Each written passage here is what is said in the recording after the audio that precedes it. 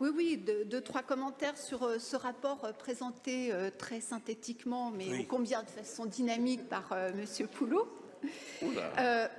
Tout de même, sur la Lino, un commentaire. On voit bien que vous vous positionnez, votre Assemblée, votre majorité, vous vous positionnez activement sur les routes. On voit bien, ça a été commencé ce matin avec le vœu que vous nous avez proposé. Pour autant, il y a franchement beaucoup à faire pour promouvoir, en regard de ces vœux, de ces intentions que vous affichez, pour promouvoir les mobilités alternatives à la voiture individuelle, pour accompagner les changements de comportement, que ce soit en direction des particuliers, des entreprises, des administrations multiples, qui sont d'ailleurs tous majoritairement demandeurs. D'ailleurs, aussi, les nombreuses enquêtes ménage-déplacement le démontrent avec des marges de progression très, très importantes dont on doit se saisir à tous les échelons de notre architecture institutionnelle.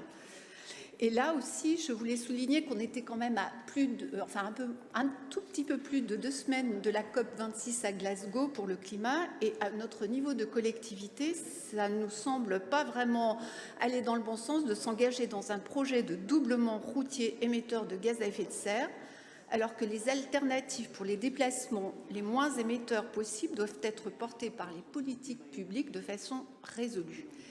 On a ainsi en toute responsabilité des synergies à co-construire. J'ai cru comprendre, Monsieur le Président, que c'était votre fil rouge tout au long de cette journée. Donc, on vous reprend au mot et du coup, dans l'axe et l'objectif du climat, on est très preneur par rapport aux mobilités.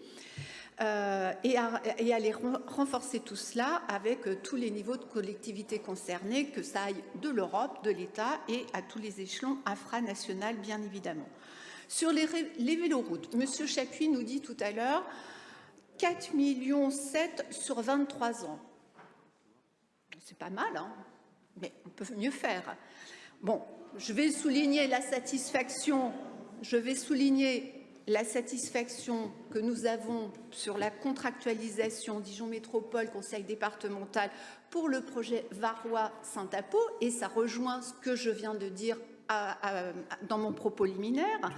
Et ce projet est notamment très attendu par les membres de l'association Ensemble à vélo. Et ce n'est pas que du tourisme, ce n'est pas que des trajets domicile-travail, c'est aussi pour faire des multiples activités, emmener les enfants, accompagner les jeunes à leurs différentes activités. Bref, c'est multis. Et vraiment, là, il faut s'en féliciter. J'espère qu'on sera tous ensemble pour couper le ruban.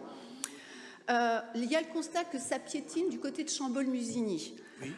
Bon, moi, je pense que de votre place où vous êtes, vous avez sans doute les moyens, Monsieur le Président et vos collègues, de lever les hésitations, parce que là aussi, c'est très attendu.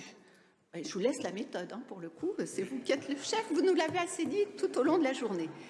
Après, je note aussi, et là, je pense que nous pouvons nous retrouver, la complexité de conduite des dossiers de cofinancement pour les aides européennes. Il y a trop de ressources humaines qui sont mobilisées du fait de l'expertise et la technicité relative à ces dossiers. Et ça, on le constate aussi bien dans le monde associatif que dans le monde des collectivités. C'est à la région, c'est les associations éligibles, etc.